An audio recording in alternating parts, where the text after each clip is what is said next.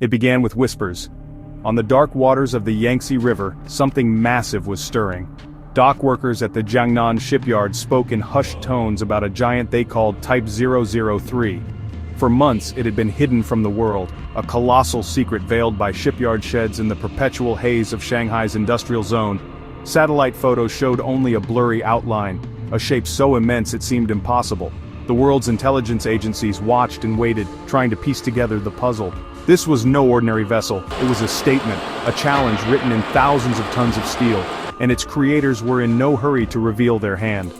Then, one gray morning in June 2022, the rumors turned into reality. Without grand ceremony or a public announcement, the dry dock began to flood.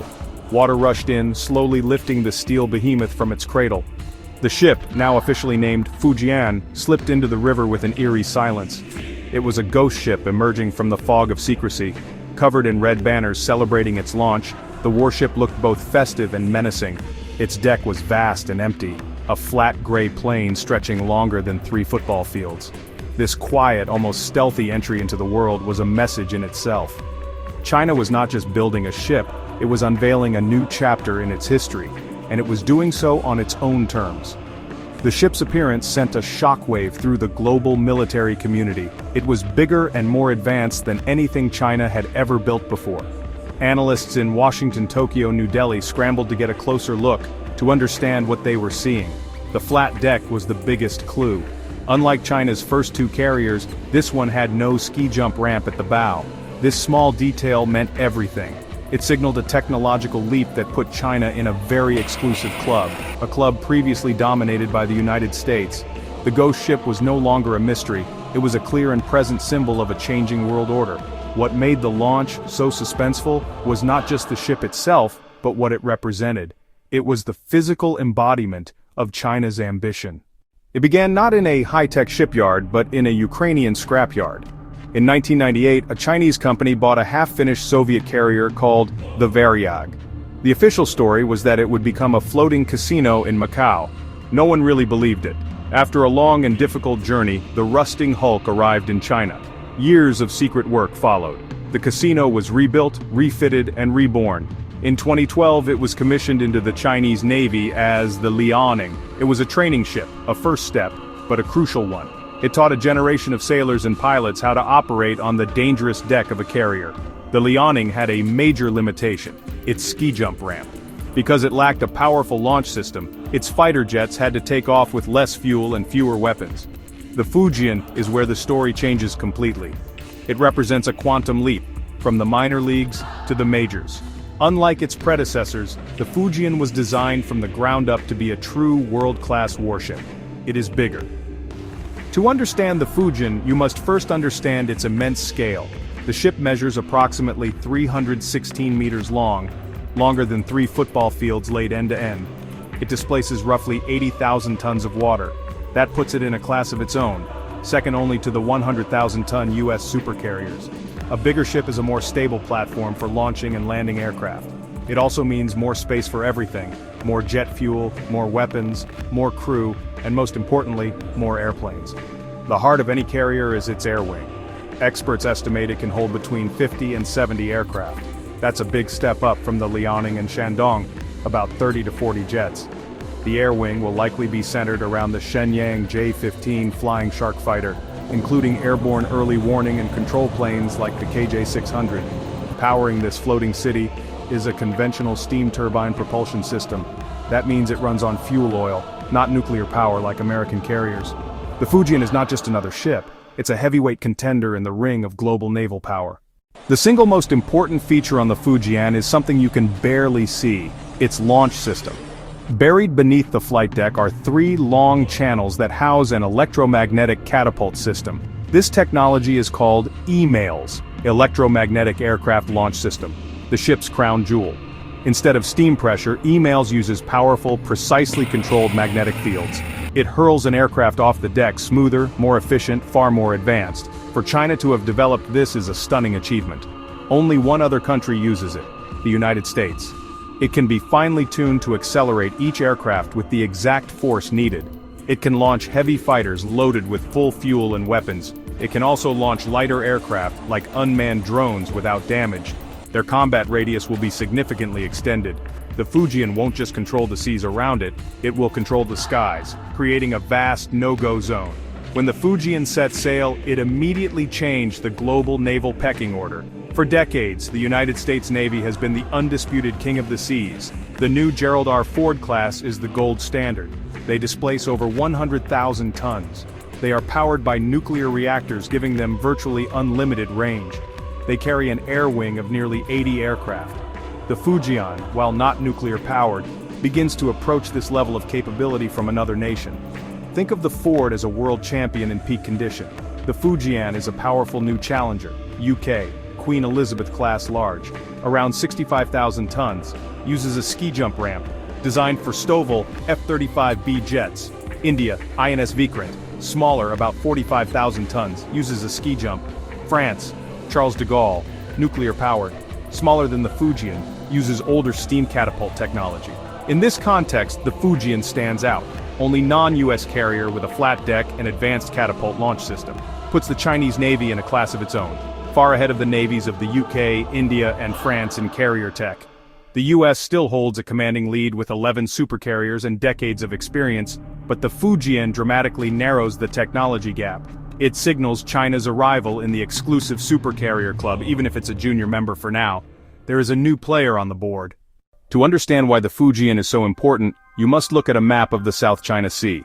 This body of water is one of the most critical and contested regions on the planet. It's like a superhighway for global trade. An estimated 1/3 of all global shipping, worth over $3 trillion every year, passes through its narrow straits. Oil from the Middle East travels through it to supply the factories of Japan, South Korea, China. Finished goods from those same factories travel back through it to markets in Europe and Africa. Any disruption in this vital waterway would send shockwaves through the global economy, causing prices to rise and supply chains to break. But the South China Sea is also rich in natural resources. Beneath the seabed lie vast, untapped reserves of oil and natural gas. The waters are also home to some of the world's most productive fishing grounds, providing food and jobs for millions. Because of this immense strategic and economic value, many nations have laid claim to parts of the sea. China, Vietnam, the Philippines, Malaysia, Brunei, Taiwan. China has been the most aggressive in asserting its claims. It has published a map with a 9-dash line that claims almost the entire South China Sea as its own, a claim that was rejected by an international tribunal in 2016. To enforce this claim, China has undertaken a massive island-building campaign. It has dredged sand to turn tiny submerged reefs into large artificial islands, ports, airfields, military installations. These island bases act as unsinkable aircraft carriers, allowing China to station troops, ships, planes. This is where the Fujian aircraft carrier changes the game. While the artificial islands are fixed in place, the Fujian is a mobile fortress. It can move throughout the South China Sea, establishing air superiority wherever it goes. With the Fujian at the center of a powerful strike group, China will have a tool to enforce its 9-dash line claim in a way it never could before. The South China Sea is already a powder keg. The Fujian is like adding a lit match. The launch of the Fujian was not celebrated in Washington, D.C. For military planners at the Pentagon, the ship is frankly a wake-up call. It is the most visible symbol of China's rapidly modernizing military, and its growing challenge to American dominance in the Pacific. The U.S. Navy has long been accustomed to operating without a peer competitor, but the Fujian changes that. It is a ship designed specifically to counter American naval power. Its advanced catapults and large air wing mean it can create a protective bubble that could keep U.S. carriers at a distance. Anti-access area denial. A2AD. In Tokyo, the Japanese government sees the Fujian as a direct threat to its security and its vital sea lanes. Japan is a maritime nation that depends on the free flow of trade through the South China Sea. In response, Japan is accelerating its own military buildup. It is converting its large helicopter destroyers into light aircraft carriers capable of operating F-35B fighter jets. India, another regional giant, is also paying close attention. China and India are rivals, sharing a disputed land border in the Himalayas and competing for influence across the Indian Ocean. The Indian Navy has long been the dominant force in its home waters, but the arrival of the Fujian and future Chinese carriers changes the equation. It is also deepening its military alliance with the United States, conducting more joint exercises. It is driving these nations closer together, fostering new security partnerships like the Quad, an informal alliance between the US, Japan, India, and Australia. These countries are pooling their resources and coordinating their strategies to create a counterbalance to China's rising naval might. The Fujian and ships like it are quite simply rewriting the rules of naval warfare. For the past 70 years, the aircraft carrier has been the queen of the chessboard, and the United States has been the only player with a full set of queens. Now, a new, powerful piece has appeared on the board. A conflict between major powers would likely see carrier strike groups hunting each other across vast expanses of ocean, satellites, long-range drones, stealthy submarines. Its electromagnetic catapults are not just for launching heavier fighter jets, they are also perfectly suited for launching the next generation of naval aircraft, unmanned aerial vehicles, or drones. In the future, carriers will likely launch swarms of armed drones to overwhelm an enemy's defenses. This new era will also see a deadly cat-and-mouse game between the carrier and the weapons designed to kill it. China, in addition to building carriers, has invested heavily in carrier-killer ballistic missiles like the DF-21D travel at hypersonic speeds, and are designed to strike a moving carrier from over 1,000 miles away. The Fujian itself will be a prime target for any adversary. Its survival will depend on a layered defense system. Long-range fighter jets to intercept bombers, escort destroyers armed with anti-missile systems, sophisticated electronic warfare equipment to jam the guidance systems of incoming threats. The very presence of a ship like the Fujian changes military calculations. It creates a powerful no-go zone for hundreds of miles around it. This could be used to enforce a blockade on Taiwan. The future of naval warfare will be less about ship-on-ship battles and more about establishing and challenging these bubbles of sea control. As the Fujian undergoes its final fitting out and prepares for its first sea trials, it sails from the realm of shipyard rumor into the hard reality of global power politics. The ship is no longer a secret. It is an 80,000-ton fact, a floating symbol of a new era dawning in the Pacific. Its advanced catapults, its large air wing, its sheer size all point to a single, undeniable conclusion. China is no longer a regional power content to defend its own coastline. It is a global power with the ambition and the tools to project its influence across the world's oceans. The Fujian is the harbinger of this new reality, and its arrival poses a profound challenge to the international order.